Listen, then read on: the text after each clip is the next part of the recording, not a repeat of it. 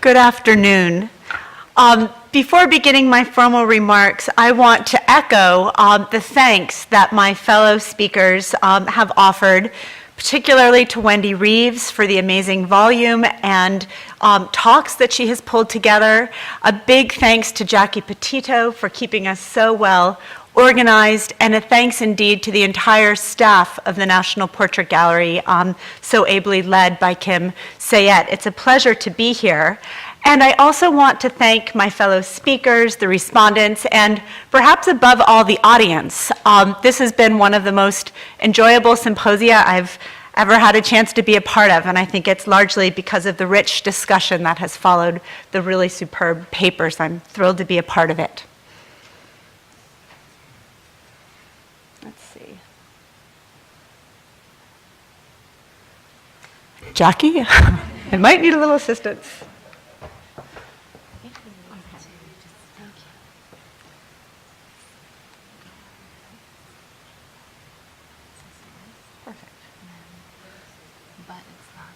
So Willie's coming. So sorry. I think it's in part because of the different waypoint in time. I'm so sorry about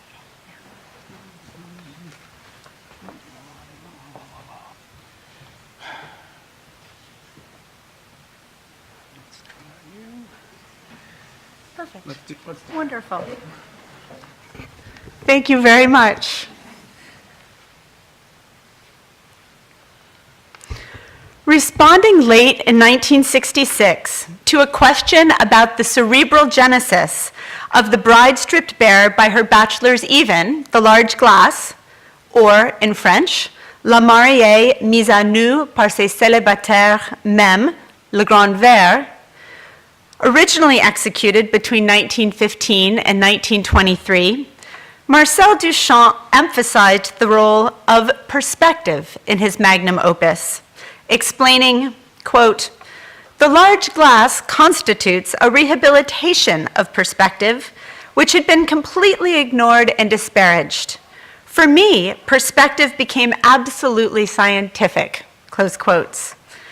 Numerous historians have pointed to Duchamp's comment as evidence of his copious study of the science of perspective and his fascination with new mathematical theories, in particular, four-dimensional and non-Euclidean geometry, popularized by Henri Poincaré and others.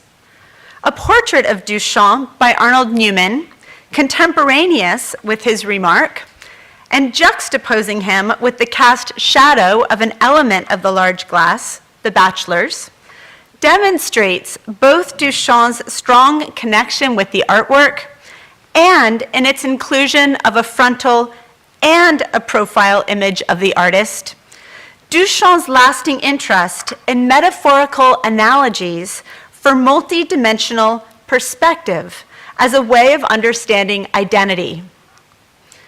If Duchamp intended to draw attention to his interest in theories of modeling space, his reference to perspective in his 1966 comment about the large glass functioned as a double entendre, alluding at the same time to a device, itself known as a perspective, that both revealed and concealed. Such perspectives simultaneously captured two or more images through a system of slats, as seen in this three-way portrait in the collection of the Smithsonian American Art Museum, featuring Thomas Jefferson, James Monroe, and possibly William McIntosh. Duchamp's remark then hinted at the unseen presence in the large glass of the Wilson-Lincoln system. A perspective modeled after a device seen here, and to which I shall return, which he discovered in a 17th century treatise on optics and reimagined for his own era. Although Duchamp left the Wilson-Lincoln system physically unexecuted in the large glass, as indicated in this slide, it came to occupy a central place conceptually in his opus. Duchamp named the Wilson-Lincoln system after an early 20th century perspective, a two-way portrait that combined pictures of Presidents Woodrow Wilson and Abraham Lincoln, enabling the viewer to toggle between one and the other. The presidents are seen here in a pair of unrelated photographs from the collection of the National Portrait Gallery. Although the precise object seen by Duchamp has never been identified, excitement about the emergence of new photographic technology to combine images is reflected in an April 1910 Scientific American article on novel changeable photographs, showing a picture of a waking woman juxtaposed with the same woman asleep. A magic moving picture card designed for the 1912 election and entitled Our Next President similarly gives an idea of the type of ephemera that inspired Duchamp. As one slides the card to the right and then back to the left, the image visible in the window gradually shifts to reveal each of the presidential candidates: Wilson, Theodore Roosevelt, and William Howard Taft.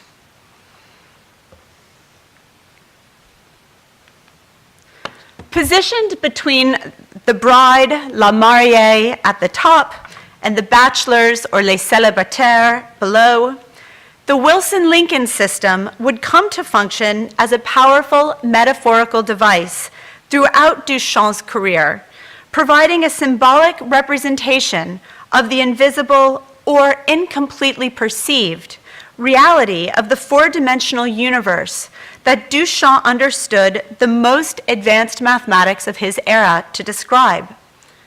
Inaccessible to human sensory perception, such a four-dimensional reality could be comprehended, Duchamp believed, through analogy.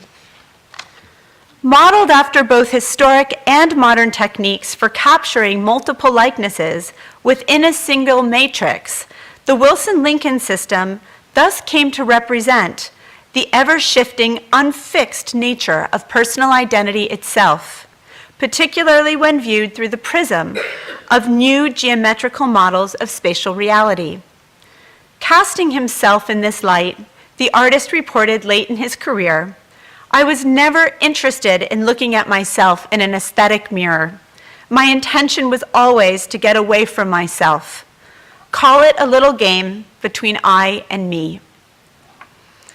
Consistent with Duchamp's language, which seems to allude to a bifurcated self, the bride stripped bare by her bachelors even itself consists in two parts, each of which is best known by the short titles that describe its physical attributes: the large glass, a visual object, and the green box, a compilation of unbound notes about the project housed in the eponymous container. First published in 1934, when the large glass lay shattered, the green box provided a published, if unconventional, account of the object. Through the green box, readers learn of the futile attempts of the bachelors, represented as 9 malach molds, here in the lower part of the glass, to project what the artist describes as an illuminating gas upwards towards the ethereal bride in the upper register of the piece, in order to consummate their union with her. Their efforts remain frustrated.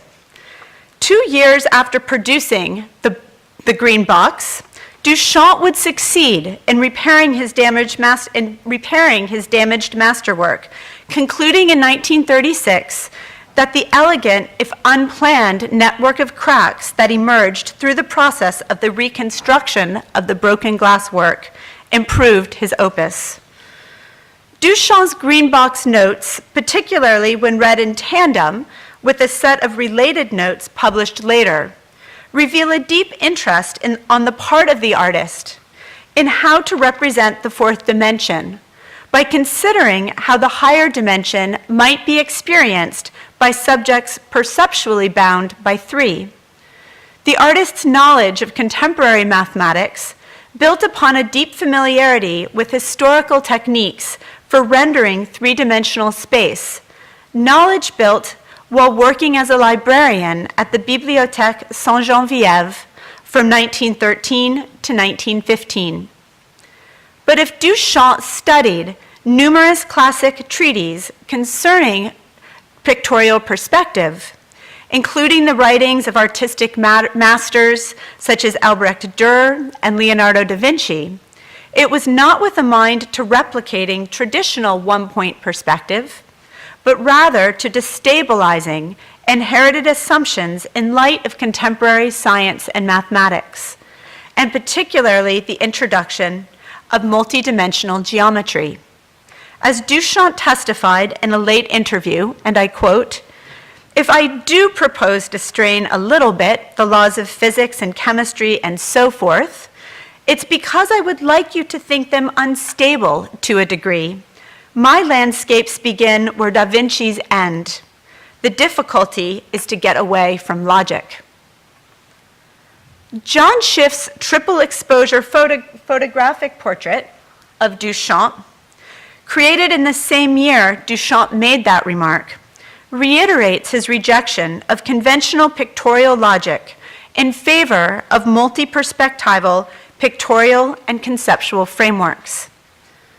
Intriguingly, given Duchamp's access early in his career to numerous works on perspective, the only title to which he made specific reference in his writings is to a 17th century tome, referenced earlier, by the French mathematician, artist, and friar Jean-François Niceron, Thaumaturgus Opticus, addressing pictorial anamorphosis. The slightly earlier French version of Niceron's volume, La Perspective Curieuse, concludes with an intriguing diagram of an optical device known as a pleated perspective, an instrument that uses a mirror installed at an angle above it to reveal the presence of a previously hidden portrait as a viewer approaches. A version of Niceron's diagram of such a perspective, rotated 90 degrees to the right, appears in Duchamp's green box to illustrate the operation of its intellectual offspring, the Wilson-Lincoln system. Thus appropriated, the perspective reconceptualized by Duchamp drives the illuminating gas upward from the region of the Bachelors toward the realm of the four-dimensional bride by projecting mirrored images of those illuminated droplets vertically. This example of what Duchamp referred to as his playful physics actively defied the conventional logic of Newton and Euclid in favor of a world understood to occupy more than 3 dimensions. The artist described the process in the related note as follows: "Meroical return. Each drop will pass the 3 planes at the horizon between the perspective and the geometrical drawing of the 2 figures, which will be indicated on these 3 planes by the Wilson-Lincoln system, i.e., like the portraits, which seen from the left show Wilson, seen from the right show Lincoln." While never physically added to the glass, the perspective of the Wilson-Lincoln system, which Duchamp envisioned at what he called the horizon line of the large glass, right here, played a pivotal role, quite literally, in the work. The 90-degree rotation by Duchamp of Niceron's diagram testifies to the large glass's 3-dimensional interrogation of 4-dimensional space. As Duchamp exhorted himself, "Make a painting on glass so that it has neither front nor back, neither top nor bottom. Use a 3-dimensional physical medium in a 4-dimensional perspective." Duchamp's decision to turn Niceron's diagram on its side might also help reveal another aspect of its inspiration, a lenticular photograph that was oriented horizontally. As Duchamp later explained, and I quote, I had seen in a shop somewhere an advertisement of those two faces, the face of Lincoln on one side and the face of Wilson on the other. And I call that system a Lincoln-Wilson, because those lines have two facets. And if you look at one facet, you see something, and if you look at the other facet, you see the other. In this context, it is instructive to turn to Duchamp's 1964 collaboration with the Japanese scholar and artist Shuzo Takaguchi, which led to Eros, C'est la vie in the Wilson-Lincoln system, a two-way lenticular photograph featuring a 1930 profile portrait of Duchamp by Man Ray, combined with the reproduction of the signature of Duchamp's elusive but omnipresent female alter ego, seen here in a photograph by Man Ray. Duchamp's invocation of the Wilson-Lincoln perspectival device in 1968, at a late point in his career, demonstrates the persistent metaphorical significance of the pleated perspective that destabilized the illusion of a single essential identity. Indeed, the project firmly demonstrates that the pleated perspective, reborn in the 20th century as a lenticular photograph, provided a compelling analogy for the manifestation of the fourth dimension in a three-dimensional world, spatially, temporally, and even personally. The dynamic alteration of Duchamp's likeness with his alter ego's signature further provided a perfect metaphor for what Duchamp described as the instantaneous movement of four-dimensional beings across a three-dimensional space. Eros, C'est la vie in the Wilson-Lincoln system also points to an interplay between the male and the female, or the metaphorical malleability of identity, something that characterizes Duchamp's self-representation throughout his career. As several scholars have observed, Duchamp, who delighted in the grammatical destabilization of wordplay, located just such flexibility in his own name, Cel. A note from the green box in which the artist labels the two zones of the large glass, mariée for the bride, and Cel, an abbreviation for célibataire or bachelors, as well as the last three letters of his name, supports the inference that Duchamp saw the glass, among other things, as a complex form of self-portrayal. Cel. This interpretation becomes even more compelling when we focus our attention again on the physical and conceptual restructuring of the object and recall that the region of the Wilson-Lincoln system is located at the work's horizon line, suggesting that the large glass itself might be read as a sort of lenticular photograph or perspective, itself fluctuating between the bride and the bachelors, or the mariée and the célibataire. This interpretation of the large glass, in and of itself as a symbolic lenticular two-way image, placing the male and the female into perpetual play, gains further support from two related portrayals of Duchamp, each crafted either directly or indirectly by the artist, and clearly intended to function as mirror reversals of one another. Duchamp's half-dressed Eros, C'est la vie mannequin, created in 1938 for the Exposition Internationale du Surréalisme in Paris, and Frederick Kiesler's 1947 drawing of Duchamp, made in New York. Created nearly a decade apart, the works demonstrate that Duchamp understood the Wilson-Lincoln system as an ideal analogy for representing himself and for exploring the implications of personal identity as experienced four-dimensionally, which is to say, beyond the scope of the bounded three-dimensional universe of sensory experience. Placed side by side, The formal relationship between the two works is obvious. Both are full length, with half the body clothed, the other half unclothed. But intriguingly, they function as inverses as one another. Male versus female, bare legs versus a nearly bare chest, 2 dimensions versus 3. In the 1938 work, a female mannequin, part of the first generation of commercial mannequins with heads, wears a man's vest, collared shirt, necktie, and shoes, to which Duchamp contributed his own coat and fedora. The disjunction of the mismatched gender cues is further amplified by the mannequin's nudity from the waist down and by the addition, not visible in this photograph, I'm afraid, of a signature reading Eros c'est la vie immediately above the pubic mound. Its allusion to and inversion of Man Ray's photographs of Duchamp's alter ego is clear. According to Duchamp, it was Eros c'est la vie herself. Further associating himself with the provocative ensemble, Duchamp would don a strikingly similar blonde wig while dressed in a coat and tie in a 1955 photograph by Man Ray.